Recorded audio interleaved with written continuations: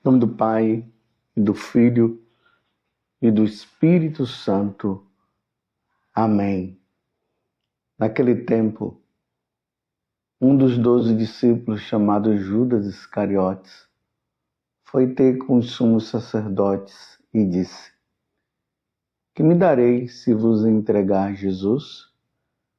Combinaram então 30 moedas de prata. E daí em diante, Judas procurava uma oportunidade para entregar Jesus. No primeiro dia da festa dos ázimos, os discípulos aproximaram-se de Jesus e perguntaram: Onde queres que façamos os preparativos para comer a Páscoa? Jesus respondeu: Ide à cidade. Procurai certo homem e dizei-lhe: O mestre manda dizer: O meu tempo está próximo. Vou celebrar a Páscoa em tua casa, junto com meus discípulos.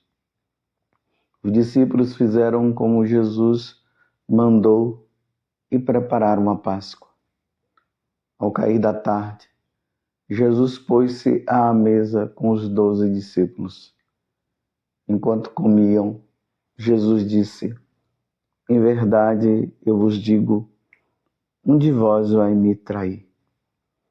Eles ficaram muito tristes e, um por um, começaram a lhe perguntar: Senhor, será que sou eu?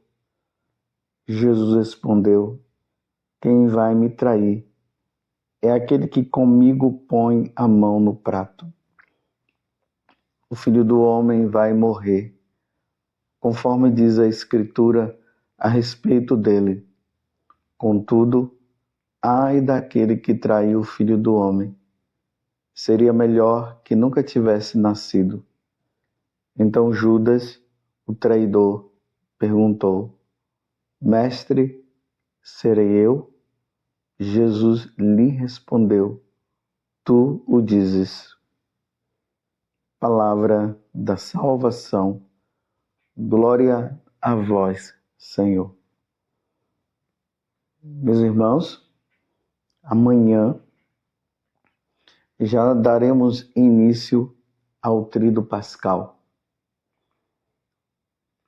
Na parte da manhã da quarta-feira, da quinta-feira santa, o bispo vai se reunir com os sacerdotes na igreja matriz e ali será abençoado os olhos, os santos olhos, os olhos do batismo, do crisma e o óleo dos enfermos.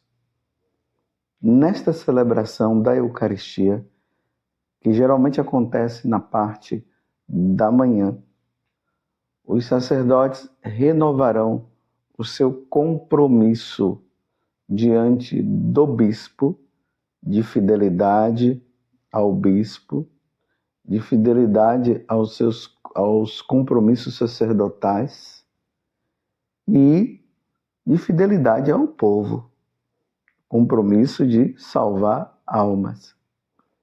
À noite, teremos a missa da Ceia do Senhor, ou tradicionalmente conhecida como a missa do lava-pés, aonde Jesus vai instituir o sacramento do sacerdócio e o sacramento da Eucaristia.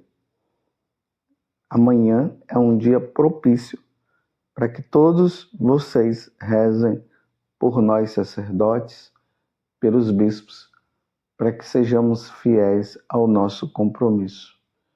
Não é somente saudar, parabenizar o sacerdote pelo sacerdócio, pelo dia do sacerdote, mas muito mais do que isso, rezar para que nós possamos cumprir o nosso compromisso sacerdotal, de amor à igreja, de amor a nosso Senhor Jesus Cristo, de amor ao povo, com essa grande missão de salvar as almas. No Evangelho de hoje, capítulo 26, do versículo 14 até o 25 do Evangelho de São Mateus, vemos agora a chance que Jesus está dando para Judas. É a última chance. Dizer que Judas já foi constituído entre os apóstolos para ser o traidor, não, isso não podemos dizer. O que podemos dizer é que Judas, na medida em que o tempo foi passando, ele foi se esfriando e foi se tornando cada vez mais longe de Jesus. E aí começou a roubar, como nós vimos na segunda-feira, e veio o intuito de entregar Jesus. É um mistério, meus irmãos. É um mistério. Judas estava com Jesus e depois ele estava com Jesus sem estar. Deu para entender, né? Ele estava com Jesus, mas o coração dele estava muito distante. E justamente na última ceia dessa quinta-feira santa, Jesus ele dá a oportunidade a Judas de se redimir. Vocês viram que o evangelho de hoje começou dizendo assim: um dos 12 discípulos, chamado Judas Iscariotes, foi ter com o sumo sacerdote e disse: que me dareis se vos entregar Jesus? Combinaram então 30 moedas de prata. Judas era conhecido como ladrão. O homem era obcecado pelo dinheiro. Infelizmente, Judas colocou a vida dele no dinheiro. Em vez de colocar em Jesus, ele colocou no dinheiro. E ainda oferece 30 moedas de prata, que é justamente o preço de um escravo. Ele combinou. Aí vai para a última ceia.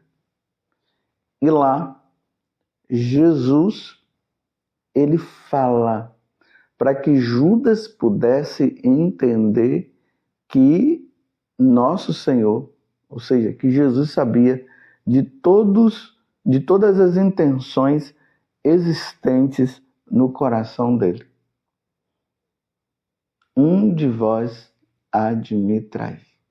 Em verdade eu vos digo, um de vós vai me trair. Eles ficaram muito tristes e um por um começaram a lhe perguntar: Senhor, será que sou eu? Foram perguntando. Aí Jesus diz: olha a chance que Jesus está dando para Judas se redimir. Primeiro Jesus diz: um de vós há de me trair.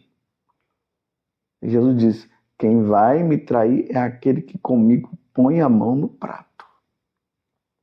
Então Judas estava ali com a mão no prato. Os discípulos não compreenderam porque estar com a mão no prato, colocar o pão na boca do outro significa sinal de amizade. Por isso que no evangelho anterior, da missa anterior que nós tivemos, ali fala que eles não entenderam nada. Pensaram até que Judas, na hora que ele sai até para fazer alguma obra de caridade. Então tá ali. Será que sou eu? A tristeza no coração dos apóstolos. Mas no coração de Judas não havia tristeza, não. Quem estava triste eram os outros, os 11 apóstolos, diante do que Jesus estava dizendo. Mas Judas, repito, meus irmãos, era a oportunidade de Judas, naquele momento, se redimir. E aí, Jesus vai dizer mais uma vez: quem vai me trair é aquele que come o pão, aquele que comigo põe a mão no prato. O Filho do Homem vai morrer, conforme diz a Escritura a respeito dele. Contudo, ai daquele que traiu o Filho do Homem. Mais uma chance, tá vendo? Jesus tinha consciência da sua morte. Aqui Jesus já está mostrando que ele ia morrer mesmo, mas não teria que ser Judas, o promotor da morte de Jesus. Aquele que ia dar toda a possibilidade para Jesus ser morto ser preso e morto.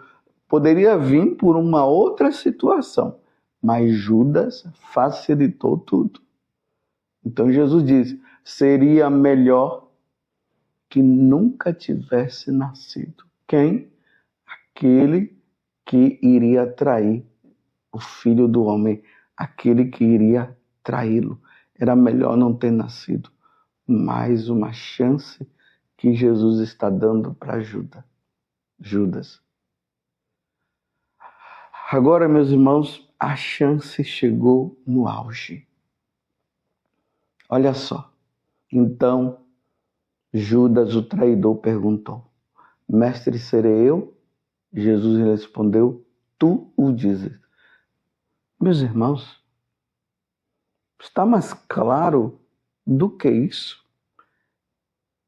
Seria a oportunidade de Judas agora se redimir.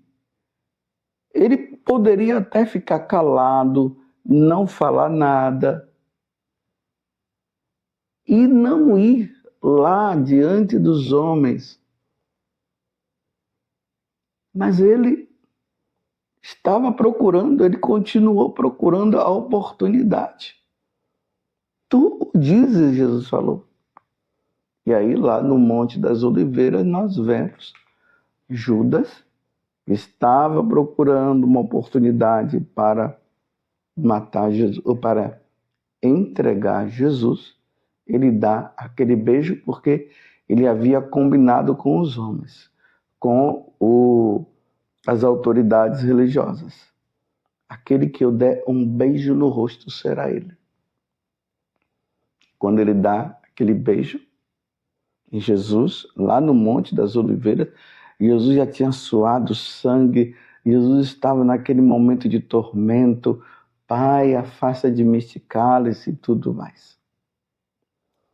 E aí Judas dá um beijo e Jesus fala: amigo, Judas, com um beijo me traíste?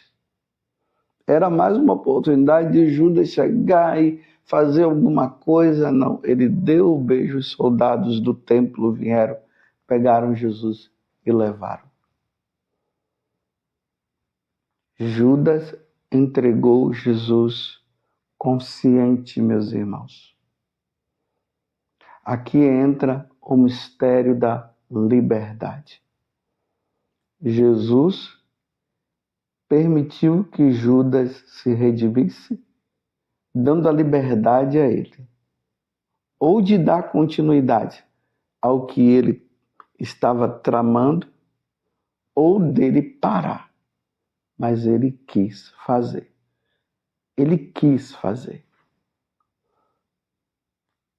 Meus irmãos, quando nós pecamos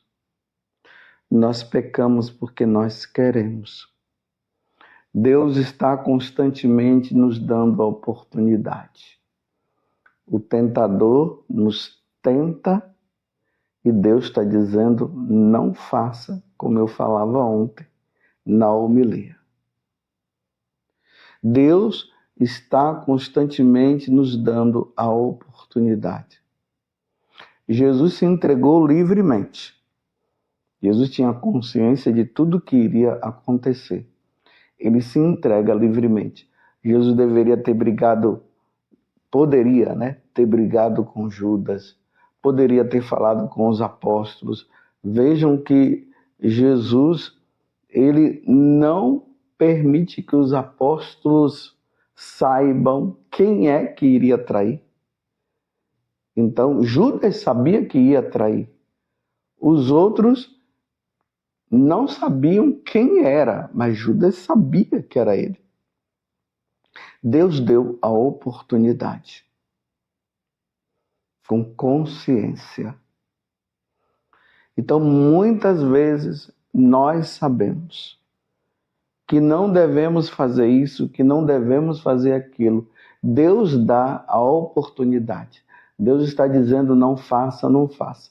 A voz da consciência, que é Deus, Ele está nos dizendo, não traia, não adultere, não roube.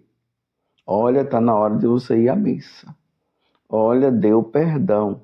Não dê um murro na cara daquela pessoa. É assim. A voz da consciência, que é Deus, está sempre nos dizendo que nós não devemos fazer.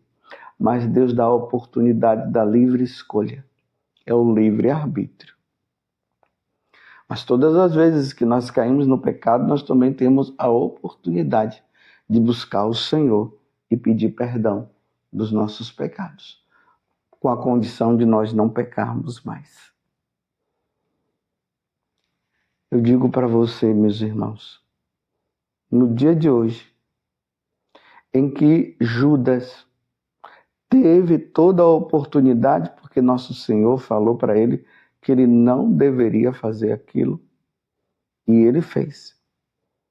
Ou melhor, Jesus mostrou que ele sabia. E Judas livremente optou por entregar nosso Senhor Jesus Cristo. Qual é a situação que você está vivendo? E que Deus está dando a oportunidade para você decidir. Saiba que se você optar pelo pecado, terá as consequências. As consequências será de condenação eterna.